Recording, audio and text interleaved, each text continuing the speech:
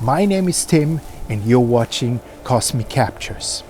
Tonight I had planned to show you how I photographed the winter night sky.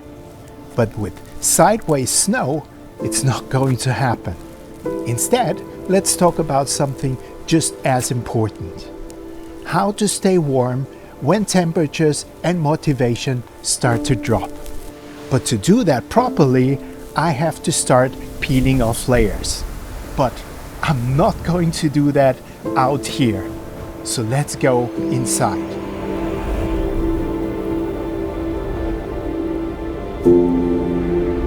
Yeah, nights like this might look miserable. But when winter skies clear, they are actually some of the best nights for astrophotography. Because winter nights are long, giving you many hours of darkness to work on projects under incredibly quiet and beautiful skies. But there's a catch. Temperatures drop quickly. And the colder it gets, the harder it becomes to stay outside long enough to make use of those perfect conditions. One of those nights happened recently. And by the end of it, I finally had everything I needed for an image I had been planning for a long time. I was out capturing Orion over a frozen winter landscape, while 3 smart telescopes ran in the background. Once everything was set up, there was only one thing to do. Stay outside, monitor the gear, and make sure all the data came in. Which in those temperatures is easier said than done. And that's where proper winter gear makes all the difference. On nights like that, staying warm really comes down to one thing: layers. So let's start with the outer layer.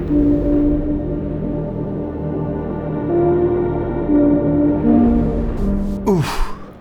I think I have to peel off layers rather quickly because otherwise I will completely overheat. Anyways, to give you a bit of a backstory. Since I started doing astrophotography more than 4 years ago, I always felt cold in the winter months. And that was due to my cold weather gear, because none of it was purchased with astrophotography in mind. The thing with astrophotography is that it is mostly a static affair.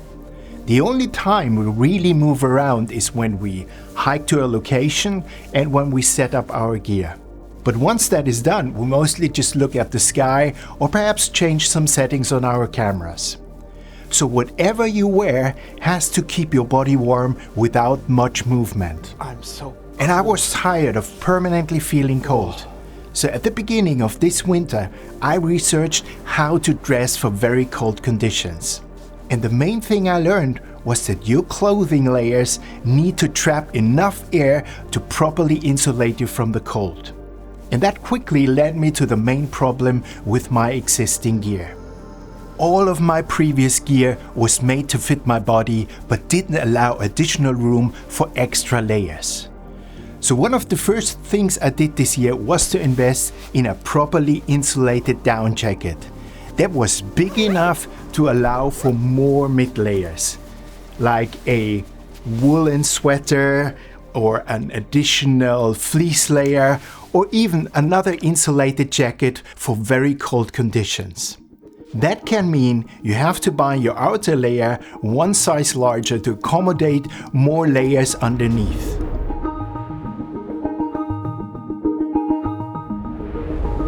And talking about buying larger sizes, look at these 2 winter boots. This here is my old boot, which I bought several years ago to fit just 1 layer of socks, because I didn't know better. I always had cold feet because whenever I tried to add another layer of socks, they got too tight and slowed down blood circulation, making my feet feel even colder. And now this here is the boot I'm wearing today. 2 sizes larger than my usual shoe size, giving me ample room for even 3 layers of thick socks.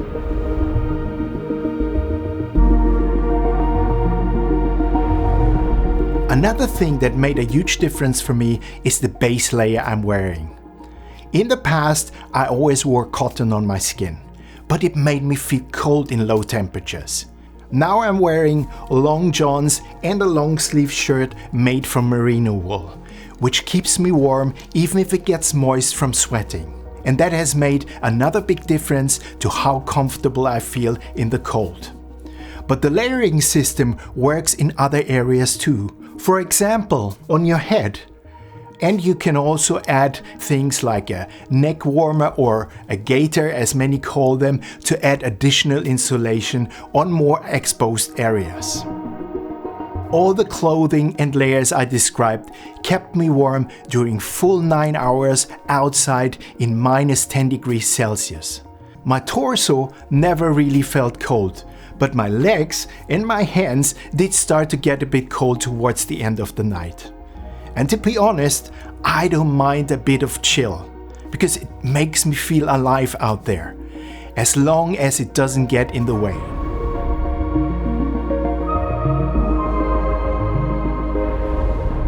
But let's talk about something a bit tricky, and that is gloves.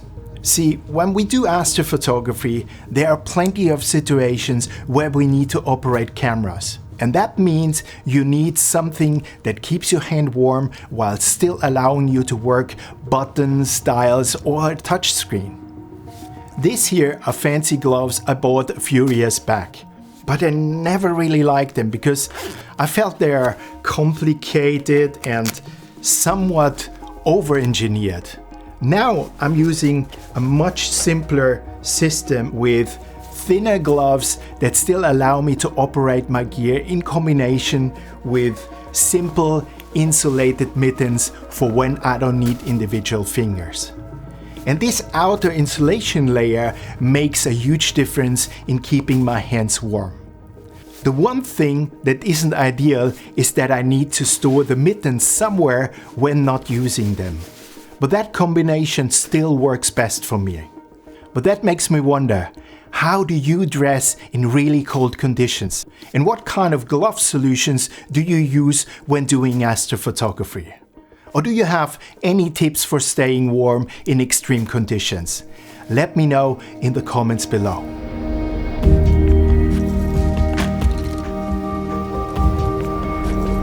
As you can see, staying warm is really about combining the right layers so they work together.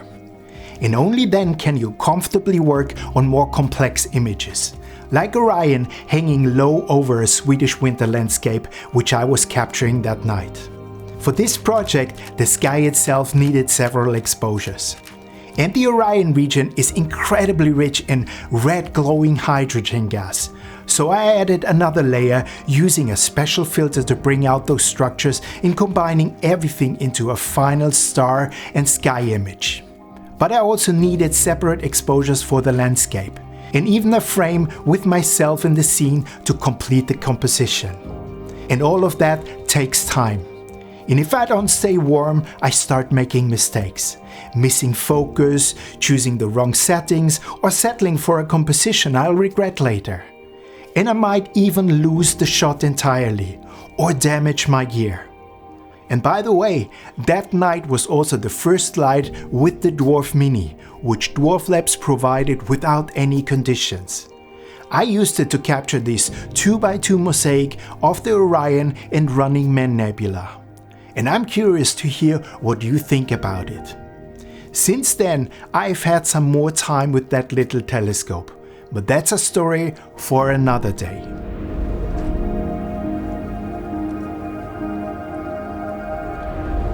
If you are looking for new ideas on what to photograph, I share new targets and resources every month on my website, where you will find plenty to explore.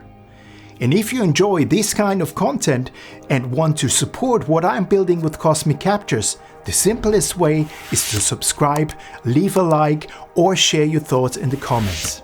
And that really does make a difference. And for those of you who would like to support more actively, there is also Patreon, where I share additional material and behind-the-scenes content. I hope all of this helps you to enjoy those beautiful cold nights a little more, instead of just enduring them. Just remember, no image is worth risking hypothermia or pushing yourself too far. A good layering system that works for you and your conditions makes all the difference. Whether you're dealing with icy winter nights, imaging at high altitude, or shooting in a desert where temperatures drop faster than expected, staying warm means you can photograph longer and enjoy the experience more. So don't let bad clothing become the reason you pack up early. Instead, stay out there and capture something beautiful.